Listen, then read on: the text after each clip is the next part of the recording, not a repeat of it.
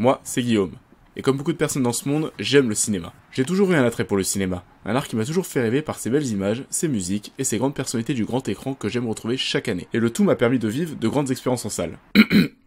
Oui, bon, enfin, pas tout le temps. Grosso modo, j'aime parler cinéma, j'aime les débats, j'aime le fait que les gens puissent avoir différents points de vue et différentes théories sur un film, et c'est ce qui rend ce média super intéressant à mes yeux.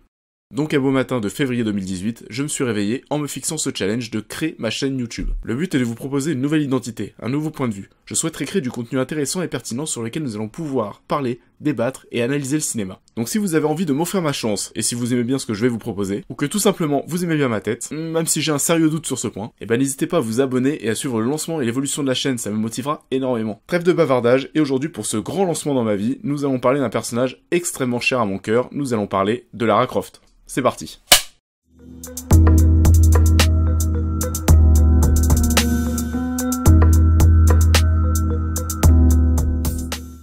Bonjour à tous et on se retrouve aujourd'hui pour cette première critique sur cette chaîne et ça me fait très plaisir de pouvoir vous parler aujourd'hui parce que ça fait 3 semaines pour tout vous dire que je travaille sur cette chaîne. Et aujourd'hui pour commencer on va parler d'un film que j'attendais énormément, on va parler de Lara Croft et de Tomb Raider. Et donc cette année c'est un réalisateur norvégien répondant au doux nom de Roar Uthaug qui nous permet de revoir Lara Croft au cinéma 15 ans après ses dernières aventures, après 2001 et 2003, les deux aventures portées par Angelina Jolie, donc Lara Croft, Tomb Raider, et Tomb Raider, le berceau de la vie, qui était sorti en 2003. Bon, c'était deux films qui étaient pas excellents, mais en soi, ils ont quand même marqué une certaine génération, et pour beaucoup de personnes, ce sont des bons films.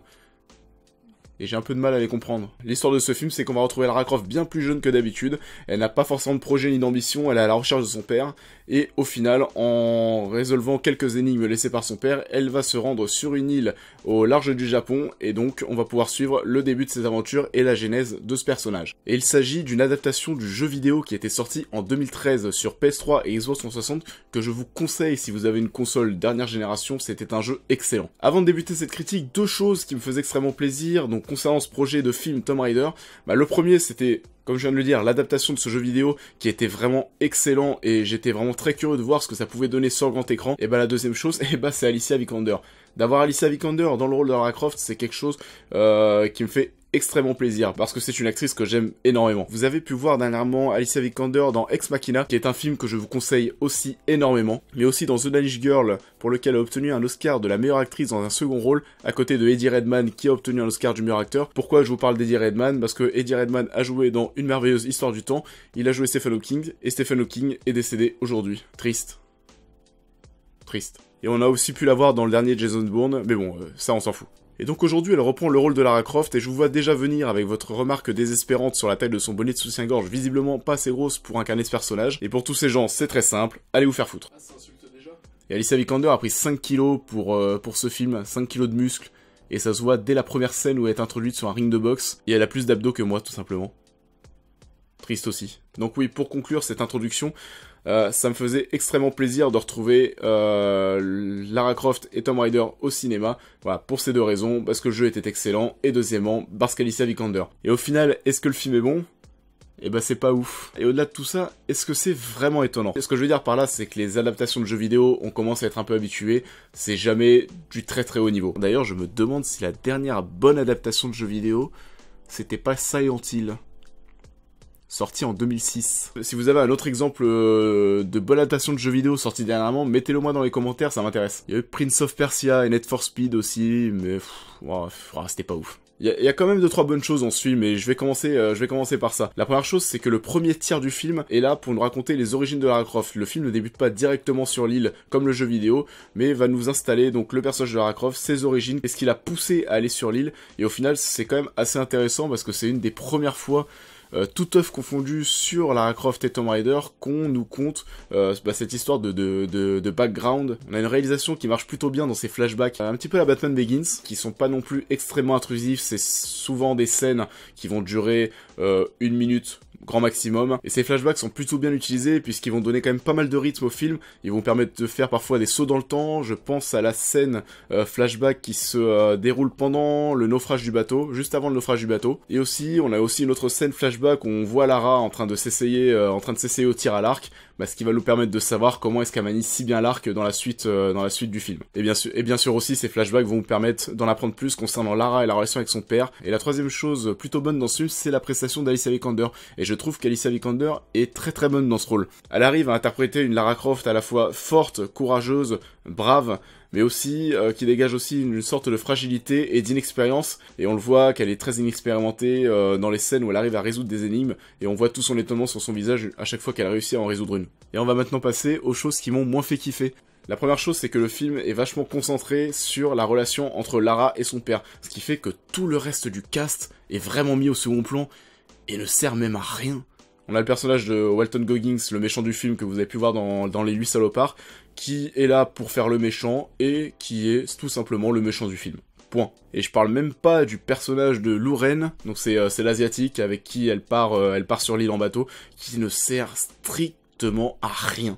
Et en plus c'est con parce qu'on voit que le mec est plutôt intelligent, et il arrive à résoudre une énigme avec Lara dans une des premières scènes dans lesquelles il est introduit, et donc tu peux te dire à ce moment-là, ah mais c'est cool, ils vont peut-être former un bon duo ces deux-là. Et ben au final pas du tout, mais que dalle, que dalle. Alors je regrette aussi énormément qu'il n'ait pas repris la direction artistique du jeu. Dans le jeu vidéo on avait une direction artistique vachement plus sombre, plus crue, ce qui fait que le jeu était même déconseillé aux moins de 18 ans. Au final, s'ils l'ont pas fait pour le cinéma, c'était pour pouvoir ouvrir le film au plus large public possible. Mais au final, le film perd vraiment en identité, et ça c'est bien dommage. Le film reste une bonne adaptation de l'œuvre de base qui était le jeu vidéo de 2013, mais bon, les gars, on sent qu'il y avait un cahier des charges et qu'il fallait mettre tous les éléments du jeu là-dedans. Bah c'est simple, on retrouve dans le film donc la scène du naufrage, la scène de l'avion, les énigmes, les pièges, Lara qui court dans un décor qui s'effondre, Lara qui tire à l'arc, et en soi c'est normal parce qu'il s'agit d'une adaptation, mais par contre, le piolet qui tombe du ciel, c'était trop les gars, c'était trop. Concrètement, le film ne prend aucun risque et nous offre une œuvre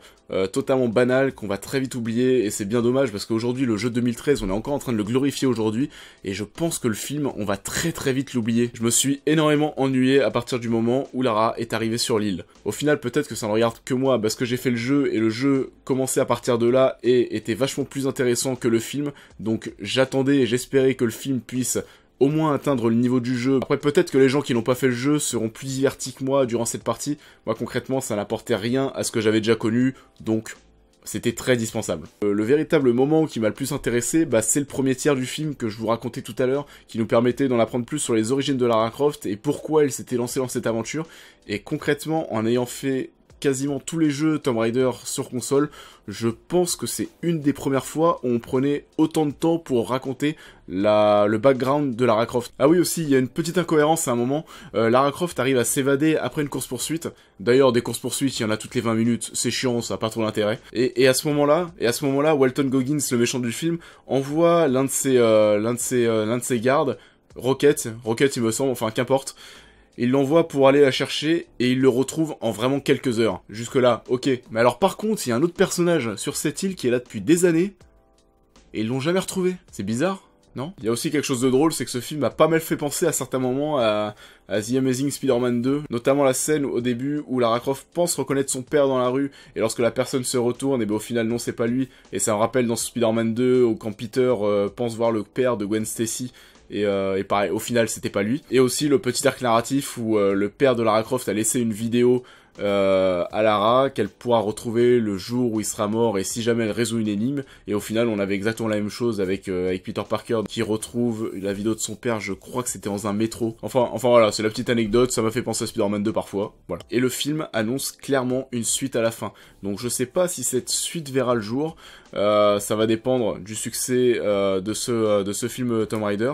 On a pu voir dans Assassin's Creed qui était sorti en 2016 que les mecs avaient laissé une ouverture à la fin, mais sans vraiment émettre l'idée d'une suite. Et au final, le film s'est planté.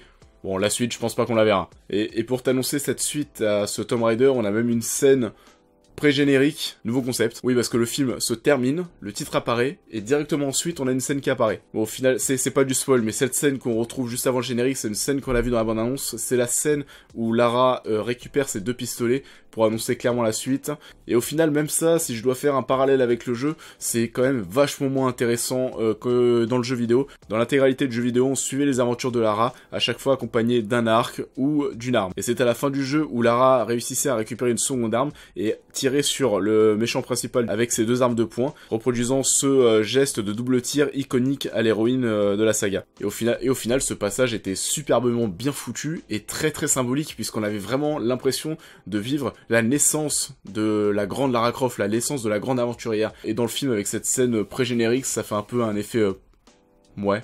Bon, au final, à chaque adaptation de jeu vidéo, on en parle beaucoup et on aime bien taper dessus, parfois injustement et un peu trop fort, mais on peut leur reprocher à chaque fois de ne pas prendre assez de risques et de proposer toujours des réalisations assez banales. Même si à chaque fois, le casting est plutôt intéressant, puisque là, on a quand même Alicia Vikander qui campe le rôle de Lara Croft, et je reprends l'exemple d'Assassin's Creed. Dans Assassin's Creed, on avait quand même Michael Fassbender, Marion Cotillard et Jeremy Irons, et c'est pas de la merde. Et je pose ça là, le film Assassin's Creed, ça aurait dû être une série. Donc oui, on peut reprocher aux producteurs et aux réalisateurs de pas prendre assez de risques quand il s'agit d'adaptation de jeux vidéo, mais au final, je pense que le réel problème des adaptations de jeux vidéo au cinéma, c'est qu'il n'y a jamais eu de gros succès d'adaptation de jeux vidéo. On le sait bien, le secteur du cinéma est régi par les succès des films, et lorsqu'un film cartonne, on va retrouver 2-3 ans plus tard d'autres films qui vont énormément s'inspirer de ce grand succès pour essayer de reproduire des choses et devenir aussi un grand succès. Et au final, comme je le disais, vu qu'il n'y a pas eu de grand succès dans le domaine du jeu vidéo, les producteurs et les réalisateurs sont toujours très fébriles à l'idée de mettre beaucoup d'argent dans une adaptation de jeu vidéo. Et on peut prendre les exemples d'Uncharted et The Last of Us, qui sont 2 jeux cultes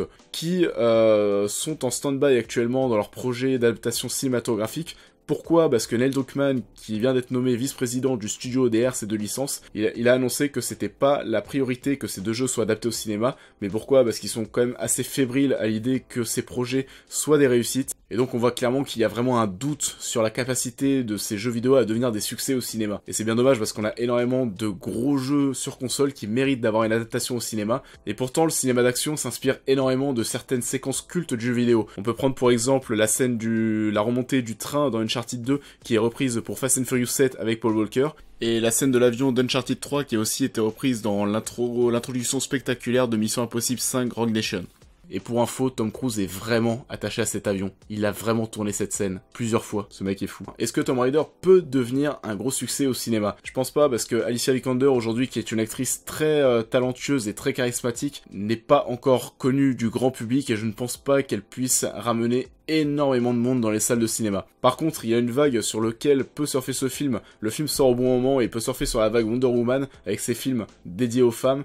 Bon, au final, Tomb Raider n'est pas un film dédié aux fans, plutôt aux ados même, à la limite. Mais étant donné que le film met en avant un personnage féminin fort, courageux, auquel on a envie de s'identifier, tout comme dans Wonder Woman, et ben il se pourrait qu'au final, pas mal de femmes se rendent au cinéma pour voir ce film. Et c'est la seule chose qui pourrait faire le succès du film à mes yeux. On verra donc si le film marche assez pour en voir une suite. Et voilà, c'était mon premier retour, ma première critique sur cette chaîne. J'espère que ça vous plaira. Compte sur vous pour me dire dans les commentaires ce que vous avez pensé de la vidéo, ce que vous avez pensé de l'introduction, ce que vous avez pensé de tout le reste. Dites-moi ce que je peux améliorer dans les commentaires, ça m'intéresse. Le but c'est de pouvoir faire évoluer cette chaîne, donc n'hésitez pas. J'espère que ça vous a plu, j'espère que vous écouterez mon avis et qu'on pourra en parler. Si jamais vous n'êtes pas d'accord avec certaines choses, dites-le dans les commentaires aussi. N'oubliez pas de lâcher un petit pouce vers le haut, de commenter, liker, partager la vidéo et aussi de vous abonner, ça me motivera énormément pour la suite de cette chaîne. On se retrouve donc très vite, n'oubliez pas de vous abonner pour suivre l'évolution de la chaîne. Bye!